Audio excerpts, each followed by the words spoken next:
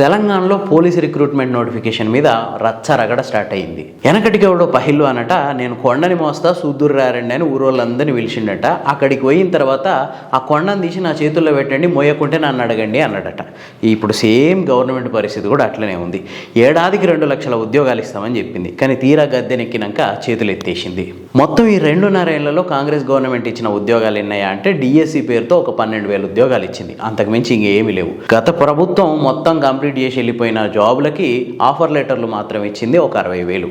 ఇప్పుడు కొత్తగా పోలీసు ఉద్యోగాలు మొత్తం 19,000 ఖాళీలు ఉన్నాయి. 19,000 ఖాళీలు ఉంటే అందులో నుంచి 5,000 ఉద్యోగాలు ఇస్తాం అని చెప్పి ప్రకటించింది. అందులో కూడా 4,500 కానిస్టేబుల్, 500 ఎస్ఐలు.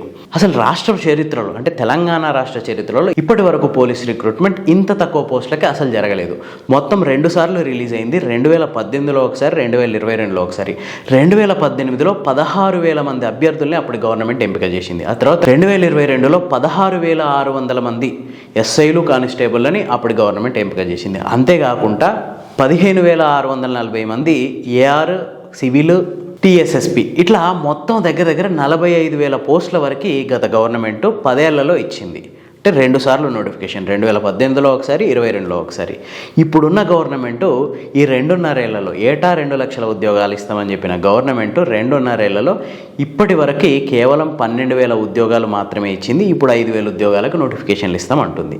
అంటే ఏటా 2 లక్షల ఉద్యోగాలు ఇస్తామని 2.5 ఏళ్లలో కనీసం 20,000 ఉద్యోగాలు కూడా ఇవ్వట్లేదు అని చెప్పి ఇప్పుడు ప్రతిపక్షాలు విమర్శిస్తున్నాయి. దీని మీద మీ అభిప్రాయం ఏంటి? కామెంట్స్లో చెప్పండి.